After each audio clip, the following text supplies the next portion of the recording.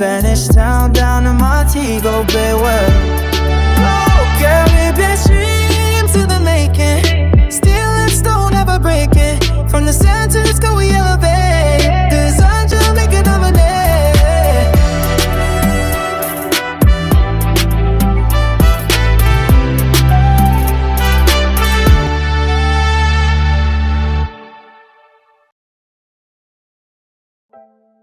Hi, and welcome to another episode of Design Jamaica.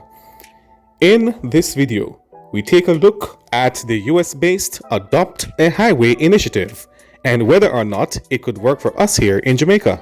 This is our first long-haul video under our new channel name, Design Jamaica and the Caribbean. It is also our 301st video, as we have now surpassed 300 videos. So that's right, viewers and subscribers, there's a whopping amount of 301 videos for you to look at and learn from here on DJC.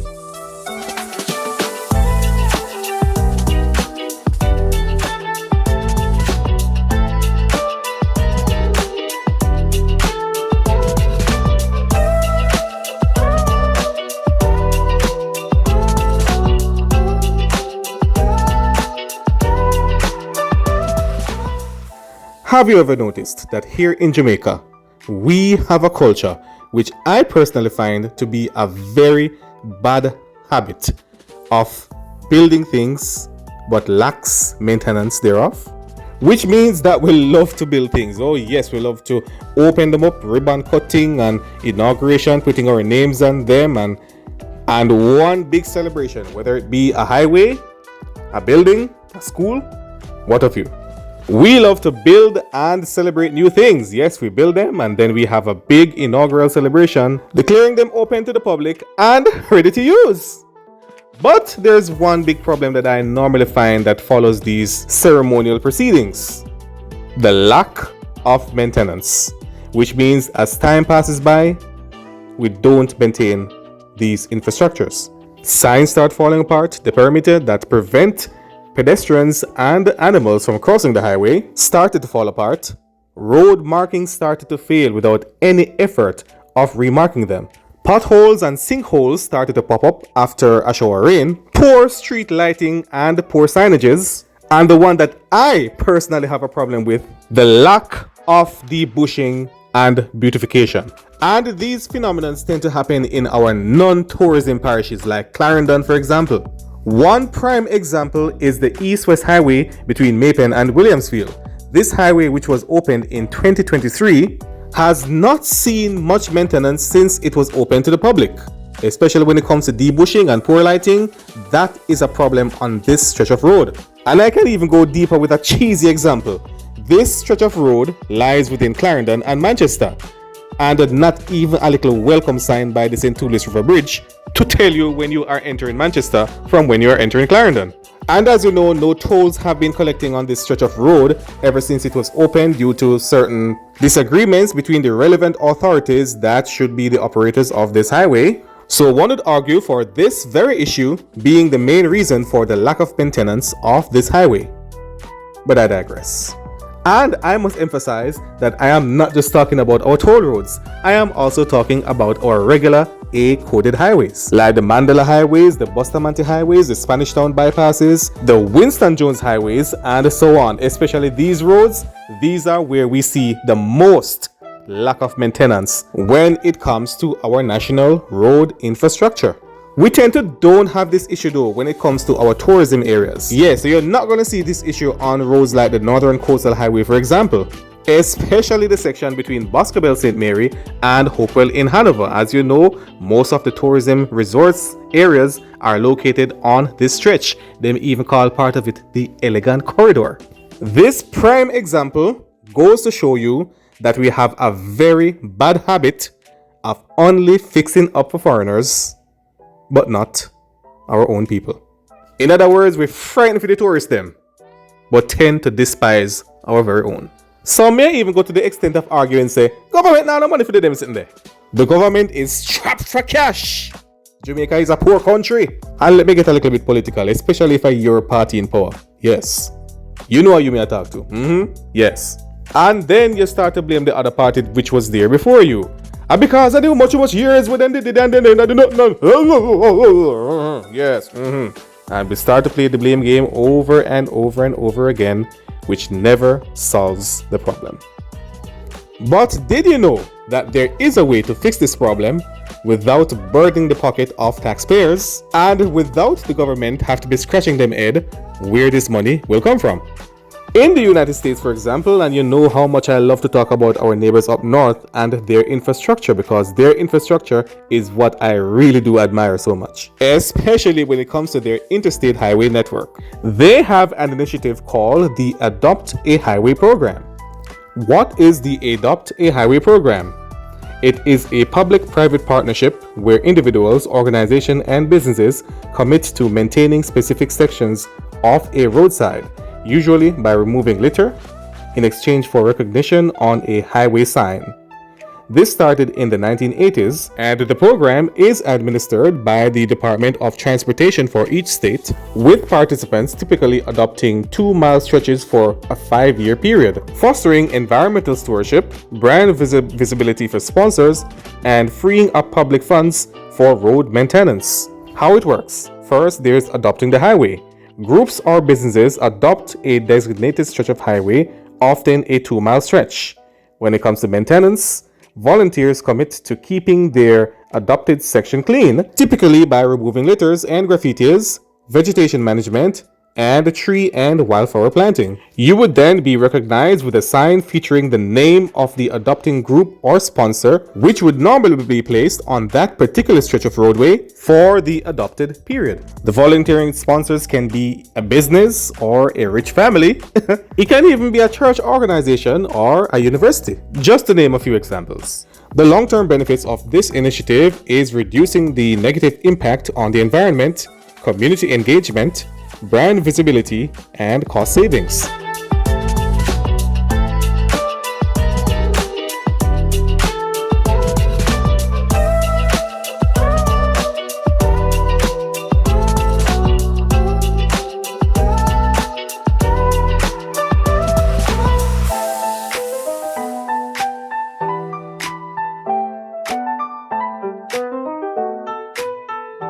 I mean, on numerous occasions, whenever I visit the United States and I'm driving on the interstate highway system, I remember at one point I was driving on I-10, especially the section between Phoenix, Arizona, and Los Angeles in California. And I would remember seeing these signs, but I never really know what they mean. I never really pay attention to them. So now I know. And not only on this stretch, I've seen them like right across the country in most states on most highways, especially on the interstate highways. And trust me, if you have traveled to the US or live in the US and would traverse most of their highways, you would notice that most, if not all, of their highways is always clean. So unlike us, them not just fix up for tourists. A matter of fact, them no care nothing about tourists. They're not even wanting in them country. Just to show you, they are not doing this for foreigners. They are doing this for the everyday American. So I was thinking about all of this, and I was saying to myself, why can't we in Jamaica be like them? Why can't we think like them?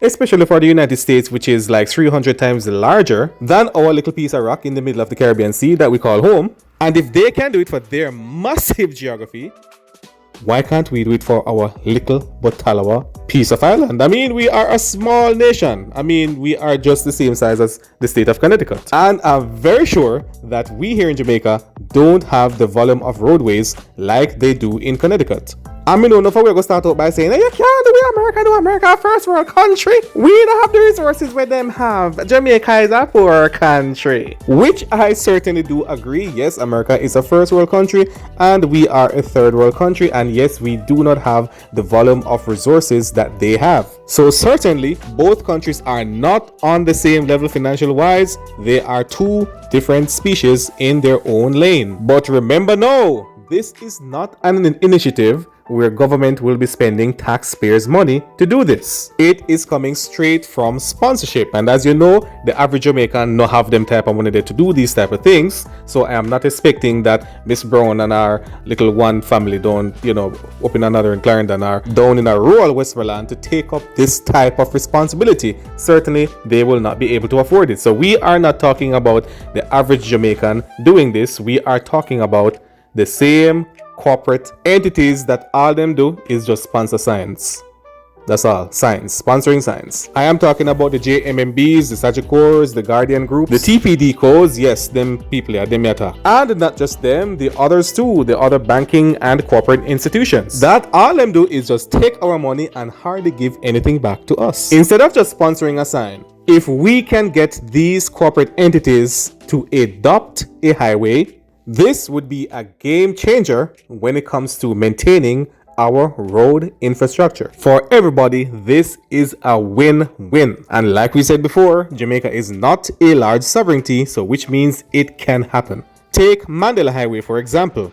The stretch between Ferry and the Central Village could be adopted by, say, Sagicor for a 5-year or even a 3-year period. And then we could have, say, JMMB adopting the part from Central Village to Twickenham Park. Okay, so this stretch of road is within the KMTR, the Kingston Metropolitan Transport Region. So now let's head out of town into, say, Clarendon. And in particular, the Bustamante Highway or the Mapen Bypass. Now, unlike the Mandela Highway, this stretch of road is a rural 2-lane highway. It begins in Sandy Bay just on the outskirts of Mapen all the way west through to Forepass on the western outskirts of the town. And I know we mentioned banking companies like Sagicor or JMMB, but how about a company that is based within the parish, like say Giuseppe's or Jamalco? After all, this is their turf and Clarendon is where they call home, so why not have these companies, these Clarendon-based companies, sponsor a highway within the parish. Along the Bustamante Highway, we could have Jamalco sponsoring the section between Sandy Bay and Mineral Heights,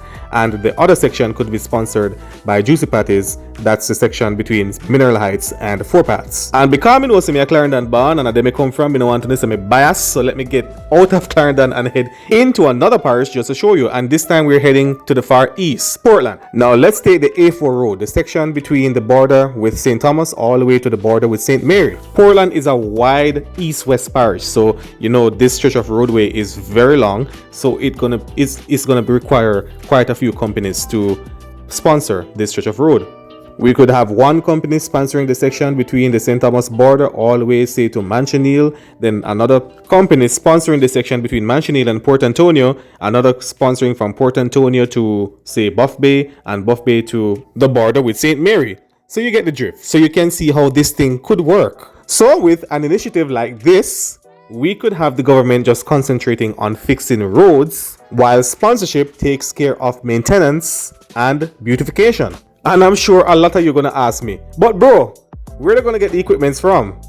These companies have money. I'm sure they can afford to buy cutlasses and walkers and lawnmowers and all these things. They don't cost a lot. And trust me, they wouldn't even have to do it every single month. It could be done like every other month, especially when we're having droughts and rainy weathers like during May and October. Also, with an initiative like this, no longer we would be having the respective municipal councils worrying about buying paint and whitewash to whitewash and paint up the place for Christmas and for Independence. That's the only time you see them doing these things.